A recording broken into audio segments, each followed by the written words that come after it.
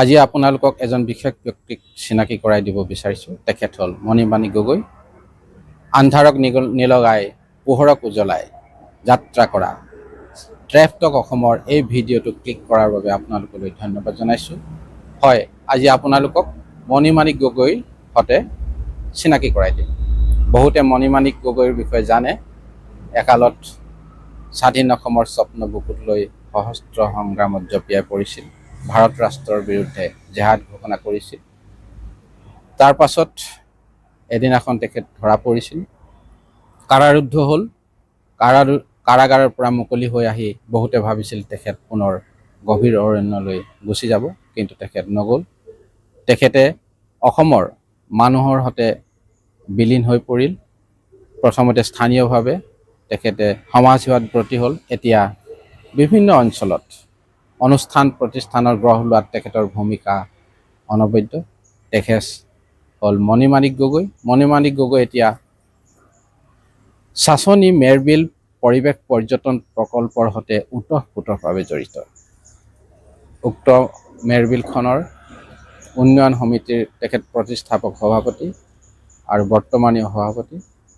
তেখেতে চাচনি মেৰবিল পৰ্যটন প্ৰকল্পটো গঢ় দিয়াত বিশেষ ভূমিকা পালন কৰি আহিছে।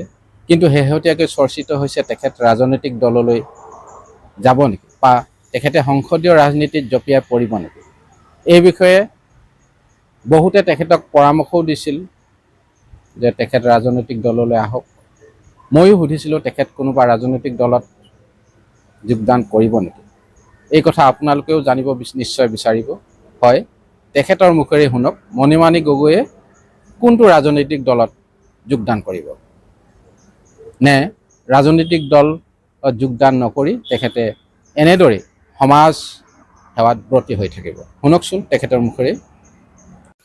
আপুনি এতিয়া সমাজ সেৱা বা সামাজিক ক্ষেত্ৰখন উন্নয়ন কৰাত সাধাৰণতে দুটা পথ, এটা ৰাজনৈতিক আৰু এটা অৰাজনৈতিক। আপুনি অৰাজনৈতিক ক্ষেত্ৰখনত জড়িত হৈ সামাজিক কামত ব্ৰতী হৈছে, বহুত সফলতা লভিছে। আপুনি ৰাজনীতিৰ ক্ষেত্ৰত জড়িত হৈ সমাজ সেৱাত ব্ৰতী হোৱাটো সপোন আছে নেকি বা বিচাৰে নেকি? আমিতো ভাৰতীয় গণতন্ত্ৰৰ এজন নাগৰিক, আৰু মই গণতন্ত্ৰক মই বিশ্বাস কৰোঁ। কিন্তু মই সৎ ৰাজনীতি মই পোষকতা কৰোঁ, আৰু ইয়াৰ জৰিয়তে সমাজ জীৱনৰ সামূহিক বহুত উন্নয়ন সম্ভৱ হৈ উঠে।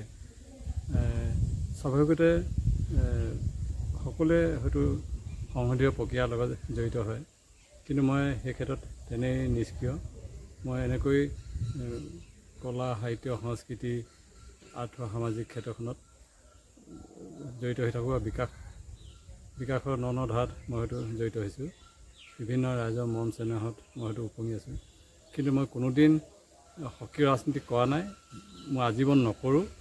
কিন্তু ইয়াৰ মাজতে মই নিমিত্ত হিচাপে মই যিখিনি পাৰোঁ সেৱা আগবঢ়াই যাম, প্ৰকৃতিৰ কাৰণে, সমাজ সুন্দৰ কৰিবৰ কাৰণে, মানুহৰ মাজত প্ৰেম, ভাতৃত্ববোধ বা সম্প্ৰীতি বিকাশৰ কাৰণে মোৰ যিখিনি অহোপুৰুষাৰ্থ সদায় অব্যাহত ৰাখিম।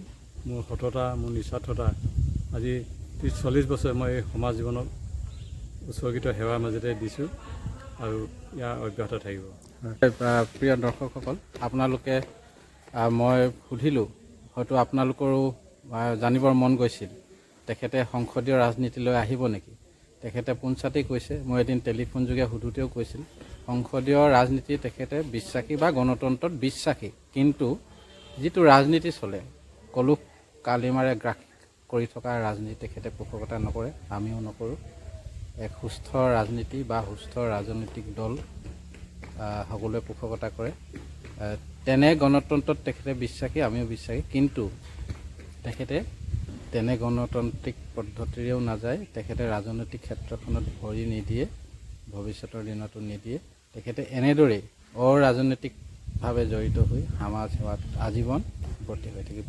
তেখেত সুস্বাস্থ্যৰে দীৰ্ঘজীৱী হওক, সমাজ সেৱাত ব্ৰতী হওক, এই মুহূৰ্তত তেখেতলৈ এই শুভকামনা থাকিল। ধন্যবাদ। নমস্কাৰ।